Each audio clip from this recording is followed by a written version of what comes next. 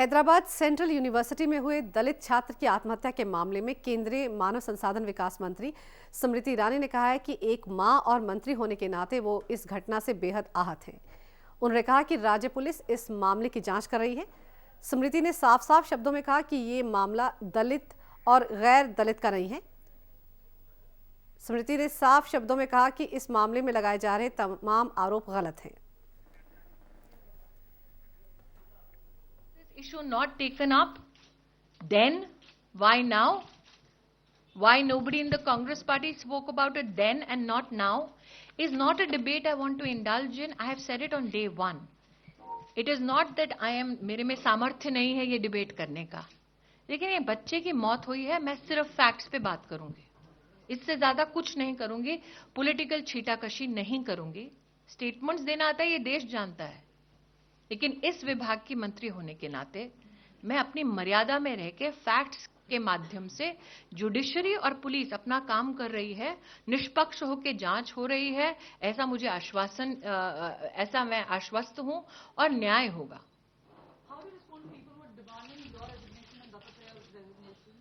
I think they need to look at all these facts first. मैं न्यूज नेशन से मोहित दुबे हूं। जब शुरुआती रिपोर्ट ये कहती है कि जाति संघर्ष नहीं था, तो सियासी दल के बड़े बड़े नेता वहां पहुंचकर ये कहते हैं और सियासी संवेदना प्रकट करते हुए सीधे तौर पे केंद्र सरकार पर आपका निशाना साधते हैं। उनकी सियासी मंशा है, ये उनकी राजनीतिक विवशता हो सकती है, लेकिन मेरा संवैधानिक प्रयास और मेरी संवैधानिक प्रतिबद्धता ये है कि जो तथ्य है उनको आपके सामने रखूं।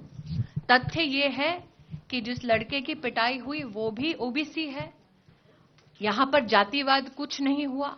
एग्जीक्यूटिव काउंसिल ने भी जो दलित समुदाय के फैकल्टी मेंबर्स हैं उनको और पुलिस को भी अपने संग लेकर निर्णय किए हैं। हाईकोर्ट ने भी इस विषय में हस्तक्षेप नहीं किया कि पनिशमेंट को बदला जाए। इसलिए मेरा मात्र आग्रह है कि इसको जाति का रुख देना अपनी राजनीति के लिए न सिर्फ राजनीति से बहुत बड़ा एक डिससर्विस है, लेकिन छात्रों की भावनाओं को इस तरह से भड़काना उन छात्रों के हित में नहीं है, ना ही उनके माता पिता के हित में है, जो बड़े अरमानों से अपने बच्चों को यूनिवर्सिटीज और कॉलेजेस भेजते हैं। जी madam minister,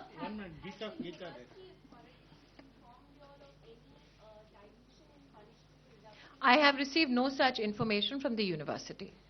Madam Minister, it is a very sensitive matter and we all have to be very responsible, but it seems at this point in time the most responsible was Rohit Vemula, who wrote a very responsible suicide note and not naming anyone to ensure that there is no inciting of violence.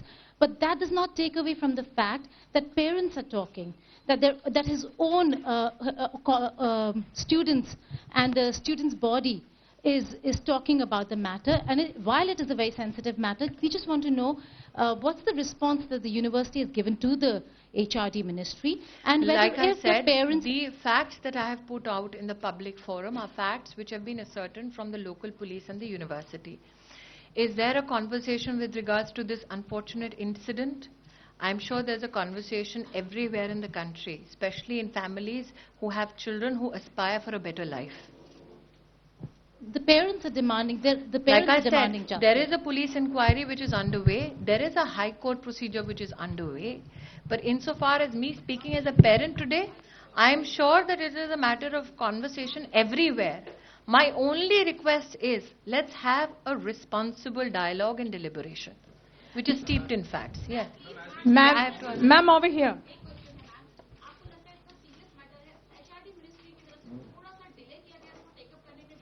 मैंने बार बार ये पहले दिन भी उल्लेख किया था कि जब तक फैक्ट्स हाथ में नहीं आएंगे मैं कोई भी टिप्पणी नहीं करूंगी, क्योंकि ऐसे मामलों में बिना जानकारी की पुष्टि किए कुछ भी बोलना अपने आप में उस पूरे घटनाक्रम के साथ अन्याय होगा। आज सारी जानकारी विधिवत मेरे पास आने के बाद ही मैं आपके सम्मुख ये वार्तालाप कर रही हूँ। Ma'am, some members of parliament belonging to BJP and also to the Dalit community have demanded that the Prime Minister should make a statement over this issue so that the community can be reassured. And also, they were mostly agitated over the color or maybe some BJP leader's statement that it was not a Dalit issue or it was not a caste issue at all. It was a fight between the general students and also his views on terrorism and anti-national activities. What do you have to say about it? Like I'm asking about the demand. I'm just saying this categorically. Today, ministers from the government are seated here before you with facts, not with conjecture. We are seated before you with facts which is documented not only by the university but also by the local police. Repeatedly, my request is, this is not a Dalit versus non-Dalit issue. My plea to every member of the media who is reporting on this is that at the first instance, you need to highlight that passions have been ignited because of wrong information, misconstrued information, or for that matter, misrepresentation. This is an attempt to set the record straight. Ma'am. Ji,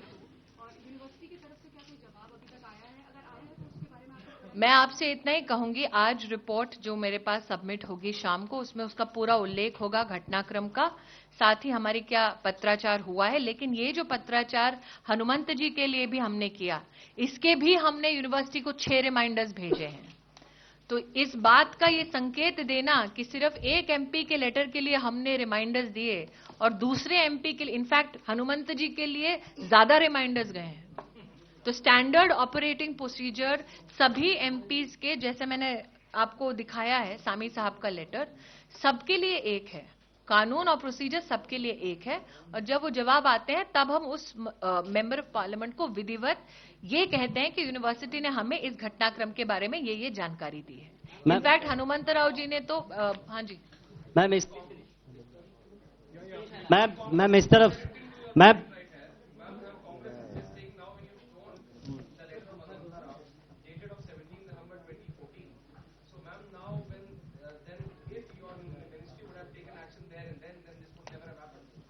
I think the Congress does not know how to possibly look at procedure which has been set in motion.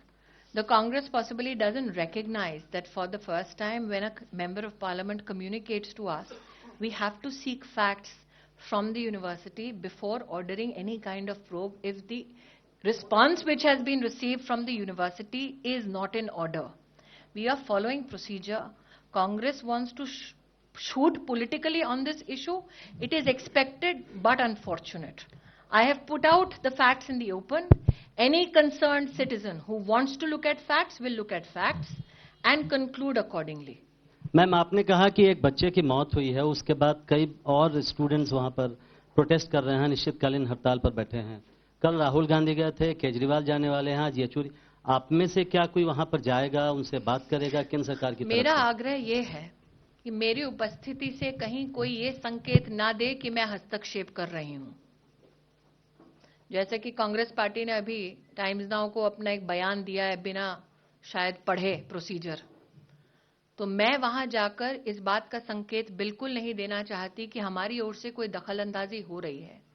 हमें इस बात का पूर्ण विश्वास है कि तथ्यों के आधार पर पुलिस पूरी गंभीरता के साथ, क्षमता के साथ अपनी प्रोसीजर्स को पूरा करेगी और जो विधिवत कोर्ट है उसके सम्मुख इस रिपोर्ट को प्रस्तुत करेगी।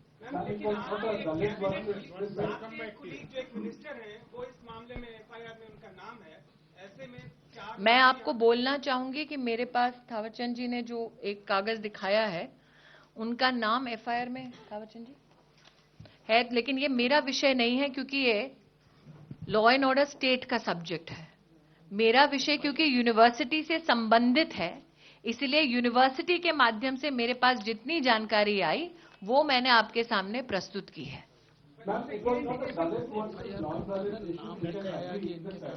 हाँ जी, a Dalit versus ABVP issue in which the might of the state was with the ABVP and that put a lot of pressure on these. Hanumanta Raoji's letter speaks nothing of ABVP. It speaks about a law and order deterioration. Like I said, Hanumanta Raoji's letter is similar in nature, but speaks about deterioration of law and order. It speaks about suicides in the past 4 years of students from the marginalized community. So my request is, his letter even says that there is allegation of land grab, there is allegation of misappropriation of funds. He says, and I quote, 7 students have ended their lives. There was also a rape and kidnap attempt at the university. Hence, they are members of parliament who are raising concerns with regards to deteriorating law and order situation. And this member of parliament from the Congress party, in fact, reiterates that this is not a new problem, but a problem that persisted over 4 years. That means it persisted even when the Congress was in power. So to answer to Aishwarya's question as to the allegation of Congress party, if they had fixed this 4 years ago, possibly Rohit would have been alive even today. स्मृति जी, एक छोटा सवाल है कि अशोक वाजपेयी ने इसी issue पर delete अपना लौटा दिया है। क्या आप जिस तरह से फैक्ट्स आपके सामने रख रही हैं, क्या आप उनसे अनुरोध करेंगी, या जिस तरह से उन्होंने आरोप लगाया कि इंटॉलरेंट गवर्नमेंट है, और दूसरा इससे जुड़ा हुआ है, मेरा आपसे आग्रह इतना ही है भाई साहब, दूसरा एक कि ये विषय आज तथ्यों को आपके सम्मुख रखने के लिए है लार्जर पब्लिक इंटरेस्ट में, ताकि देश भर में इस प्रकार की बातों को लेकर किसी को भी, समुदाय को एक दूसरे के खिलाफ भड़काया ना जाए।